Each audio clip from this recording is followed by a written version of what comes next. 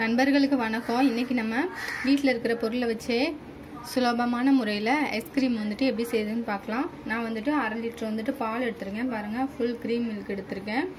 உங்களுக்கு வந்துட்டு இந்த பால் இல்லைன்னா கூட நான் சாதாரண பால் கூட வச்சு கூட செய்யலாம். இப்போ வந்துட்டு இந்த பால் வந்துட்டு 1/2 லிட்டர் பால் வந்துட்டு 1/4 லிட்டர் பால் வந்து நல்லா சுண்டி வரணும். அந்த மாதிரி வந்துட்டு நல்லா வத்தி வர வரைக்கும் நல்லா கரண்டி போட்டு கிண்டிகிட்டே இருங்க.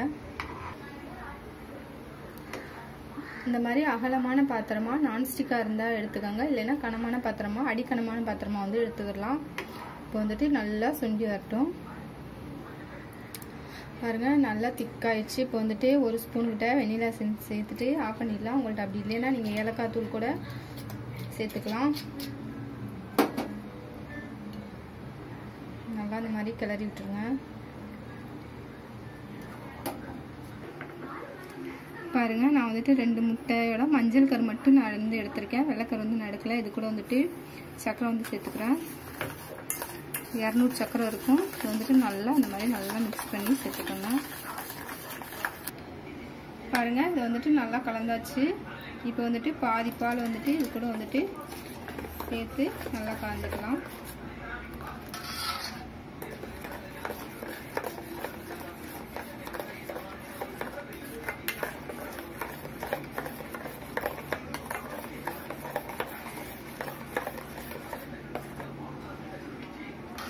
இந்த மாதிரி வந்தால் போதும்.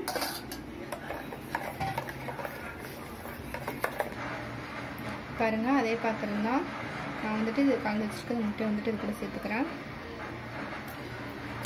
ஏன் இப்படி பண்ணுறோன்னா ரொம்ப சூடாக இருக்குது, அதனால வந்துட்டு இந்த மாதிரி தனித்தனியாக பிரித்து சேர்த்துக்கிறோம். இது வந்து ஸ்டவ் வந்து ஆஃபில் தான் இருக்குது. இப்போ வந்துட்டு ஆன் பண்ணிக்கலாம். இப்போ வந்துட்டு ஒரு 5-6 நிமிஷம் வந்துட்டு இது வந்துட்டு மீடியமாக வச்சுட்டு மறுபடியும் இந்த மாதிரி கிளறி விட்டுருங்க. கொஞ்சம் நல்லா சுண்டி வரட்டும். பாருங்கள், இந்த மாதிரி வந்துட்டு பப்பிள்ஸ் வரும்போது வந்துட்டு நீங்கள் வந்துட்டு ஆஃப் பண்ணிடலாம். அது சீக்கிரமே ரெடி ஆயிரும். 2-3 நிமிஷத்துல எனக்கு வந்துட்டு இந்த மாதிரி ஆயிடுச்சு.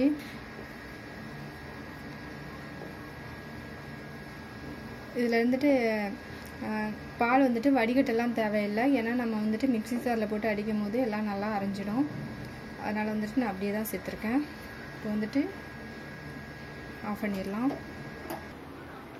பாருங்கள், நான் வந்து நல்ல காற்று போகாத பாக்ஸாக ஒரு பாக்ஸ் எடுத்துக்கிட்டு நான் வந்துட்டு நல்லா ஆறுனதுக்கப்புறம் அதில் வந்துட்டு ஊற்றி வச்சுருக்கேன். இது வந்துட்டு ஃப்ரீசரில் வந்து வச்சிடலாம். 2 அல்லது 3 மணி நேரம் வந்து வைக்கணும். பாருங்கள், நல்லா மூடி வச்சிடலாம். நீங்கள் பிளாஸ்டிக்கில் தான் வைக்கணும்னு இல்லை. நீங்கள் உங்களுக்கு வந்துட்டு காற்று போகாத டிஃபன் பாக்ஸ் இந்த மாதிரி இருந்தால் கூட வந்து நீங்கள் வச்சுக்கலாம். இப்போ வந்துட்டு வச்சிடலாம். பாருங்கள், இப்போ வந்துட்டு 4 மணி நேரம் ஆயிடுச்சு. பாருங்கள், இப்போயே கொஞ்சம் நல்லா வந்துருக்கு. இப்போ வந்துட்டு மிக்சியில் போட்டு அடிச்சிடலாம்.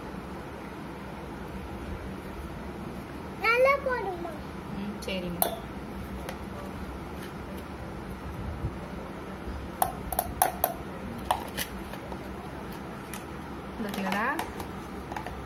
பாருங்க, மறுபடியும் நல்லா அரைச்சாச்சு.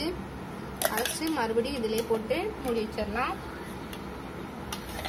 ஒரு 3 மணி நேரம் இல்லை 4 மணி நேரம் கழிச்சு மறுபடியும் வந்துட்டு அரைச்சிடலாம். இது வந்துட்டு அப்படியே ஃப்ரீசரில் வச்சிடலாம். பாருங்க, இப்போ வந்துட்டு 3 மணி நேரம் ஆயிடுச்சு.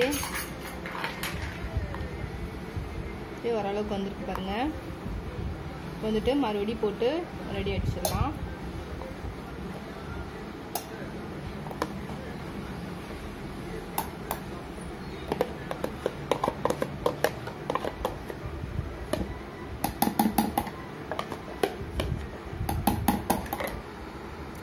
பாருங்கள், அவ்வளோதான், அரைச்சி எடுத்து வந்தாச்சு. இது கூட வந்துட்டு நான் கொஞ்சம் போல் முந்திரி பருப்பும் நெடக்கடலை பருப்பும் வந்துட்டு வறுத்து வந்துட்டு நான் வந்து இது கூட சேர்த்துக்கிறேன். முந்திரி பருப்பு வந்துட்டு நான் குட்டி குட்டியாக உடச்சி வந்து இது கூட சேர்த்துக்கிறேன். நான்